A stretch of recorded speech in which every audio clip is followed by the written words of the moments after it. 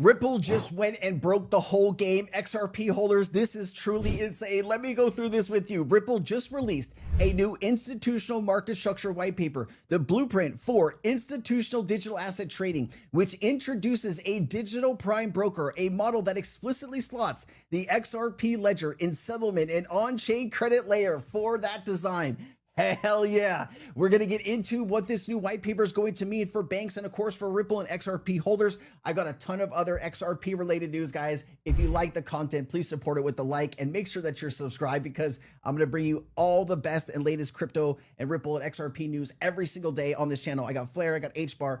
I'm dipping my toes everywhere here. So let's get into this. Ripple releases a white paper for banks to buy and sell crypto. Ripple has officially published a new white paper titled The Blueprint for Institutional Digital Asset Trading. This is a detailed framework for how banks, hedge funds, and large institutions can trade crypto more safely and efficiently. Right now, large institutions have to open accounts on multiple exchanges, move money back and forth, manage separate credit lines, and take on counterparty risk. One failure like FTX can freeze everything.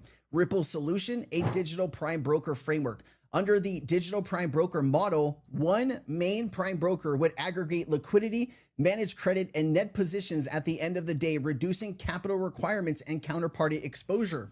Ripple proposes leveraging the XRP ledger for on-chain credit lines and faster settlement, allowing earlier netting, greater transparency, and reduced systemic risk. Now, here is the first page here. If you want to pause that and read, and then here is the second page and kind of how it works.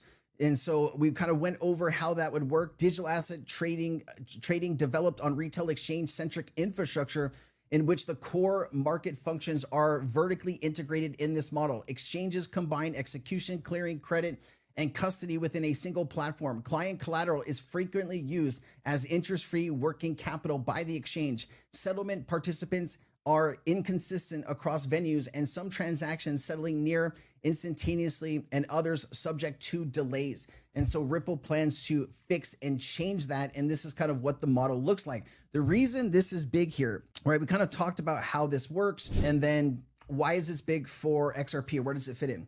The white paper explicitly notes that the XRP ledger could support early settlement throughout on-chain credit lines that funds obligations before the T+1 net cycle with transparent funding costs charged to the party needing early liquidity. In other words, the DPB handles the legal and credit infrastructure that uses XRP ledger as the high-speed final settlement and intraday liquidity rail, with XRP and the XRP ledger native credit structures acting as the plumbing to move value between venues. How often do we hear the word